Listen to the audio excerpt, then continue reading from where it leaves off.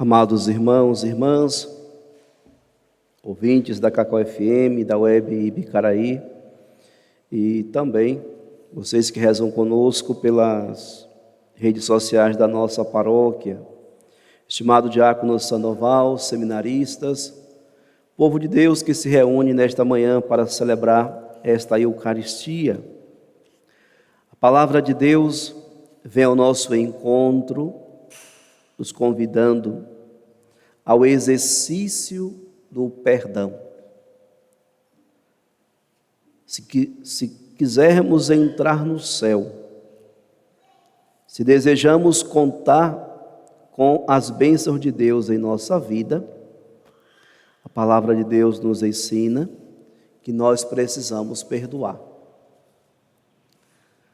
Na primeira leitura do livro do Eclesiástico, o autor, logo no início, vai dizer o seguinte: a raiva e o rancor são coisas detestáveis. Coisas detestáveis. Até o pecador procura dominá-las. Bom, se até os pecadores procuram dominar essas coisas detestáveis, imagine nós, os cristãos.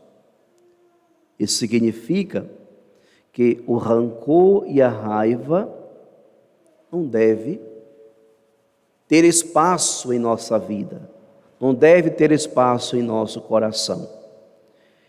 Quem se vingar encontrará a vingança do Senhor, que pedirá severa conta dos seus pecados. Se alguém guarda raiva contra o outro, como poderá pedir a Deus a cura? Como que nós temos coragem de rezar o Pai Nosso? Perdoai as nossas ofensas, como nós perdoamos a quem nos tem ofendido, se nós não perdoamos aqueles que nos ofenderam ainda.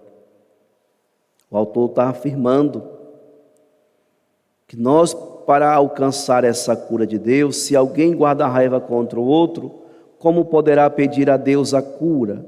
Nós devemos pedir a cura a Deus quando nós somos curados desses males que nos afastam de Deus, que é justamente o ódio, o rancor, a raiva, o desejo de vingança.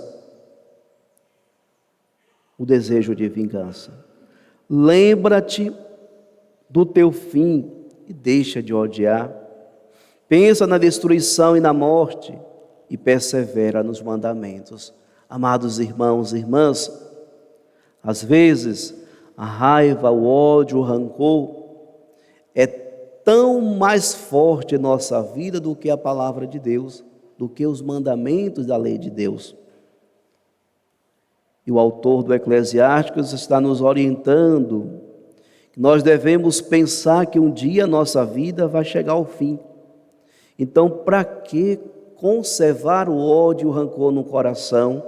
Para que conservar essa raiva na sua vida, se você sabe que chegará o fim disso tudo? Então, ao invés de conservar esse sentimento em nossos corações, nós devemos pensar nos mandamentos de Deus e, sobretudo, na aliança do Altíssimo. Pense na aliança do Altíssimo e não leves em conta a falta alheia. A última aliança que Deus fez com a humanidade, Ele fez na pessoa do seu Filho Jesus, que está no alto da cruz. Então, todas as vezes que vieram em seu coração o desejo de vingança, a raiva, o rancor, o ódio, nós precisamos contemplar Jesus na cruz. Se você tirar um tempo para contemplar Jesus na cruz, todos esses sentimentos que porventura está permeando o seu coração será dissipado, porque Jesus no alto da cruz revela para nós isso, que não existe limites para o perdão. Todas as ofensas, todas as faltas cometidas contra nós, mesmo que venha doer, mesmo que venha nos fazer sofrer, por amor a Deus e por viver os seus mandamentos, nós devemos perdoar. E Jesus nos ensina isso, caríssimos irmãos e irmãs, do alto da cruz. Jesus foi traído, Jesus foi preso, flagelado, Jesus foi crucificado, escarnecido, mas do alto da cruz, antes de entregar a Deus a sua vida, ele disse: Pai, perdoa-lhes, pois eles não sabem o que faz. O perdão liberta, o perdão salva. O salmista nos traz uma constatação: o Senhor é bondoso, compassivo e carinhoso. Não fica sempre repetindo as suas queixas, nem guarda eternamente o seu rancor. Não nos trata como exige nossas faltas, nem nos pune em proporção às nossas culpas. Esse é o nosso Deus. Ele perdoa sempre. Ele não fica igual aquele martelinho, né? Pegando no pé da pessoa naquele mesmo erro. Já passou 10 anos e a pessoa continua. Você lembra do que você fez? E nem liberta a si e nem liberta o outro. Amados irmãos e irmãs, o nosso Deus é diferente. O perdão que Deus dá é para valer. Quando nós recorremos à misericórdia do Senhor, quando nós recorremos ao sacramento da confissão, arrependidos de todas as nossas faltas, e ali a gente confessa a Deus os nossos pecados, Deus perdoa. Deus nos liberta totalmente do jugo dos nossos pecados. Mas e nós, o que nós fazemos? Quando nós saímos dali, caríssimos irmãos e irmãs, qual é a nossa atitude? O Evangelho de hoje nos mostra justamente isso, né? Jesus conta uma parábola bonita, onde tinha um devedor que devia uma grande fortuna a um patrão, e quando o patrão exigiu que ele pagasse, ele se jogou aos pés desse patrão e pediu misericórdia, pediu compaixão, que ele desse-lhe um tempo, que ele iria conseguir pagar tudo, mas ele não iria conseguir porque a fortuna era muito grande. E esse patrão, quando o viu de joelho, humilhando-se, o patrão não só deu um tempo, mas resolveu perdoar totalmente a dívida daquele homem. Ele saiu dali livre das suas dívidas. Esse patrão é Deus. Toda vez que nós buscamos ao Senhor, Ele nos perdoa totalmente dos nossos pecados, nos livra do jugo dos nossos pecados. Mas, amados irmãos e irmãs, aquele homem que recebeu o perdão da sua dívida, saiu dali contente, mas quando ele encontrou alguém que lhe devia 100 moedas de prata, a primeira coisa que ele fez foi exigir que aquele homem lhe pagasse tudo o que ele lhe devia. O homem também não tinha condições naquele momento, pediu um tempo, ou seja, pediu misericórdia. Tenha misericórdia que eu vou procurar um jeito de lhe pagar. Mas o homem não teve nenhuma piedade. Ele pegou aquele seu devedor e jogou na prisão. E a prisão é o lugar onde aquele homem estava totalmente proibido de lhe pagar a sua dívida, porque ele não tinha como correr atrás para conseguir pagar essa dívida. Então, aquele que recebeu a compaixão, ele não teve misericórdia. Ele não favoreceu a outro que pudesse encontrar um meio de lhe pagar a dívida, mas o patrão ficou sabendo disso. Os amigos daquele homem cruel trouxe a informação para o patrão. Então Jesus dá um desfecho nessa parábola para dizer justamente isso a Pedro. É assim que o meu Pai que está nos céus fará convosco, se cada um não perdoar de coração o seu irmão. O que isso significa, amados irmãos e irmãs? Nós queremos merecer o perdão de Deus, nós desejamos receber o perdão de Deus, mas para merecermos o perdão do Senhor, nós precisamos também perdoar e perdoar de coração. Não é só dizer eu lhe perdoo, é tirar do coração todos aqueles sentimentos, ressentimentos, mágoas em pessoas muito feridas, né? Pessoas com muitas mágoas no coração.